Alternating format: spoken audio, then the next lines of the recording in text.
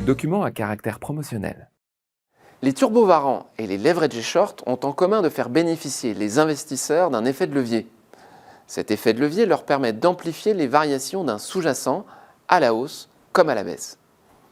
Attention, il peut être favorable à l'investisseur si le mouvement anticipé sur le sous-jacent se réalise, mais défavorable si le scénario prévu est invalidé, autrement dit si l'investisseur se trompe dans ses prévisions de cours. Tous les produits à effet de levier vont donc varier en fonction de l'évolution du prix de leur sous-jacent. Mais le cours du sous-jacent n'est pas toujours le seul paramètre à avoir un impact sur l'évolution du cours d'un produit de bourse. Pour les varants par exemple, il faut prendre en compte deux autres paramètres, la volatilité implicite et la valeur temps. La volatilité implicite mesure l'amplitude des variations attendues du sous-jacent et représente, en d'autres termes, l'incertitude du marché. Toute hausse de la volatilité va être positive pour les varants, tandis qu'une baisse de ce paramètre entraînera une diminution du prix du varant. La valeur temps, quant à elle, diminue au fil du temps et au fur et à mesure que l'on se rapproche de la maturité. Le varant perd donc chaque jour un peu de valeur, on appelle ça le θ. Cette perte de valeur temps journalière a tendance à augmenter en pourcentage pour atteindre son maximum dans les semaines qui précèdent la maturité. Passons maintenant au turbo dont la valeur intrinsèque se calcule à l'aide d'une simple soustraction.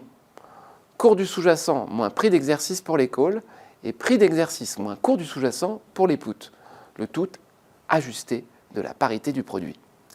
Pour connaître le prix du turbo, on y ajoute ce qu'on appelle la prime de risque de gap, visant à couvrir l'émetteur contre un risque de franchissement brutal de la barrière par le cours du sous-jacent.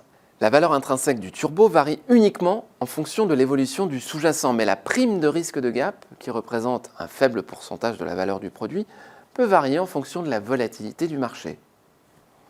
N'oublions pas également que les turbos sont les seuls produits à effet de levier à posséder une barrière désactivante. Enfin, intéressons-nous aux leveraged short dont la caractéristique principale est leur effet de levier fixe. Le prix de ces produits est lié à la performance journalière en pourcentage du sous-jacent.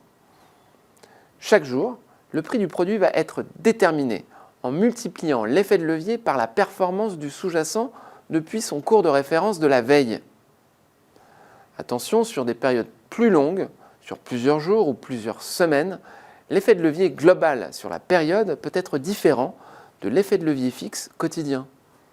Pour en savoir plus sur les produits à effet de levier et leurs caractéristiques, consultez les guides pratiques des varants, des turbos et des leveraged short sur le site sgbourse.fr.